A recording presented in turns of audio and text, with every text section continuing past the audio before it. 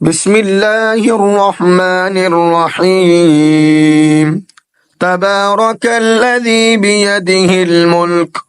وهو على كل شيء قدير،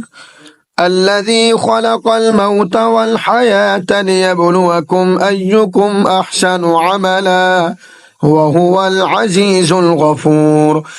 الذي خلق 7 سماوات طباقا ما ترى في خلق الرحمن من تفاوت، فارجع البصر هل ترى من فطور، ثم ارجع البصر كرتين ينقلب إليك البصر خاسئا وهو حسير، ولقد زينا السماء الدنيا بمصابيح وجعلناها رجوما للشياطين وأعتدنا لهم عذاب السعير، وللذين كفروا بربهم عذاب جهنم وبئس المصير. إذا ألقوا فيها سمعوا لها شهيقا وهي تفور تكاد تميز من الغيظ، كلما ألقي فيها فوج سألهم خزنتها ألم يأتكم نذير، قالوا بلى قد جاءنا نذير، فكذبنا وقلنا ما نزل الله من شيء إن أنتم إلا في ضلال كبير، وقالوا لو كنا نسمع أو نعقل ما كنا في أصحاب السعير، فاعترفوا بذنبهم فسحقا لأصحاب السعير. إن الذين يخشون ربهم بالغيب لهم مغفرة وأجر كبير، وأسروا قولكم أو اجهروا به إنه عليم بذات الصدور. ألا يعلم من خلق وهو اللطيف الخبير، هو الذي جعل لكم الأرض ذلولا فامشوا في مناكبها وكلوا من رزقه وإليه النشور.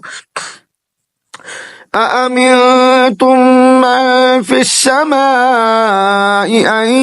يخسف بكم الأرض فإذا هي تمور، أم أمنتم من في السماء أن يرسل عليكم حاصبا فستعلمون كيف نذير. ولقد كذب الذين من قبلهم فكيف كان نكير، أولم يروا إلى الطير فوقهم صافات ويقبضن ما يمسكهن إلا الرحمن إنه بكل شيء بصير. أمن هذا الذي هو جند لكم ينصركم من دون الرحمن إن الكافرون إلا في غرور. أمن هذا الذي يرزقكم إن أمسك رزقه بل لجوا في عتب ونفور، أفمن يمشي مكبا على وجهه أهدى أمن يمشي سويا على صراط مستقيم.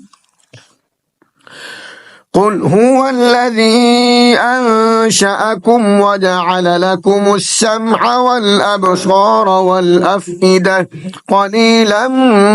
ما تشكرون قل هو الذي ذرأكم في الأرض وإليه تحشرون ويقولون متى هذا الوعد إن كنتم صادقين قل إنما العلم عند الله وإنما أنا نذير مبين فلما رأوه زلفة سيئت وجوه الذين كفروا وقيل هذا الذي كنتم به تدعون قل أرأيتم إن أهلكني الله ومن معي أو رحمنا فمن يجير الكافرين من عذاب أليم قل هو الرحمن آمنا به وعليه توكلنا فستعلمون من هو في ضلال مبين قل أرأيتم إن أصبح ماؤكم غورا فمن يأتيكم بماء معين